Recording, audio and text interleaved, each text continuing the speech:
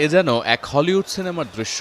First লেডিকে নিয়ে বলরুমে প্রধান অতিথির আসনে দাপুটে ভঙ্গিতে বসে আছেন মার্কিন প্রেসিডেন্ট ডোনাল্ড ট্রাম্প। সঙ্গে ভাইস প্রেসিডেন্ট জেডি ভ্যান্স, পররাষ্ট্রমন্ত্রী মার্কো রুবিও, প্রতিরক্ষামন্ত্রী পিট হেগজেত, হোয়াইট হাউসের গুরুত্বপূর্ণ কর্মকর্তা ও বিভিন্ন গণমাধ্যমের কর্মীরা।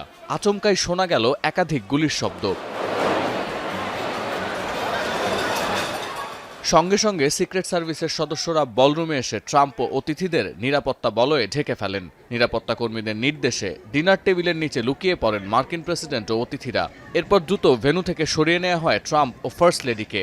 জানা গেছে, অনুষ্ঠান চলাকালে ভেন্যুর কাছাকাছি কোথাও এক বা একাধিক গুলির শব্দ শোনা যায়। এতেই ছড়িয়ে পড়ে আতঙ্ক।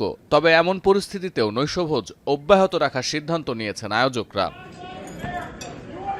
এরপর ট্রুথ সোশ্যালের এক পোস্টে ট্রাম্প জানিয়েছেন তিনি সুস্থ আছেন, ধন্যবাদ দিয়েছেন সিক্রেট সার্ভিস কর্মীদের। আরও নিশ্চিত করেছেন সন্দেহভাজনকে আটক করা হয়েছে এবং আয়োজকদের নৈশভোজ চালিয়ে যেতে অনুরোধও জানিয়েছেন। এ ঘটনার পর পুরো বলরুমটি লকডাউন করে দেওয়া হয়েছে। সিক্রেট সার্ভিসের কর্মীরা পুরো এলাকা ঘিরে রেখেছেন। তারা নির্দেশ দেওয়ার আগ পর্যন্ত কেউ ভেন্যু ছাড়ার অনুমতি পাবেন না। প্রেসিডেন্ট হিসেবে এবারই প্রথম হোয়াইট হাউস সংবাদদাতাদের নৈশভোজে অংশ নিতে গিয়েছিলেন ট্রাম্প, যেখানে উপস্থিত ছিলেন যুক্তরাষ্ট্রের বিভিন্ন গণমাধ্যমের সংবাদকর্মীরা। এমন ঘটনায় ওয়াশিংটন ডিসির নিরাপত্তা ব্যবস্থা নিয়ে উদ্বেগ তৈরি হল।